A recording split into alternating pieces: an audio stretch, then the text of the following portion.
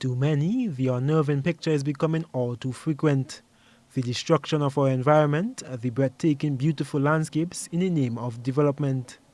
Dr. Valma Jessime says in her work as an environmental consultant, the issue most times is the environmental impact assessment conflicts with what the developers have planned.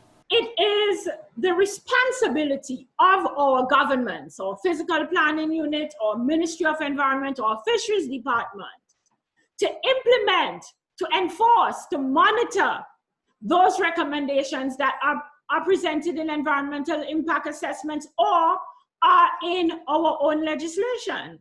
Most recently in March, the construction of the Six Senses Hotel by range developers was brought under the microscope.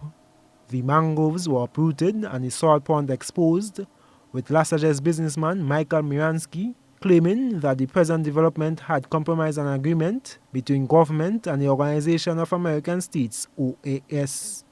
And the people I met from the OAS at the time told me that they were going to write into the, recommend to the government that the estuary where the river comes down, I'm sure you saw that today, and the salt pond, which has a mangrove around it, that these were going to be protected areas, not for development. But Dr. Jessime says the regional governments, including Grenada, have given freedom to developers for short-term gain instead of considering the future, where there is a lot more to lose.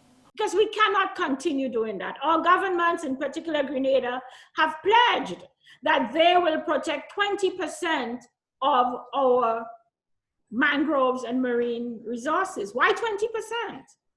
But even with a commitment for 20%, they have yet to identify where that 20% is. Alternatives to sustainable development, she says, includes the Integrated Coastal Zone Management Policy for the OCS, developed in 2017.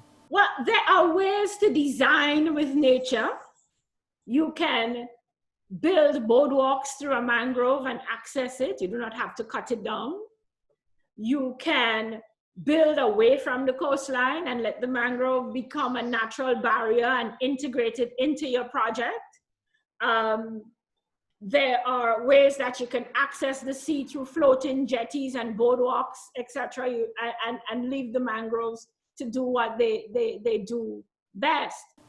Building with nature, the environmental scientist notes, are some of the solutions available.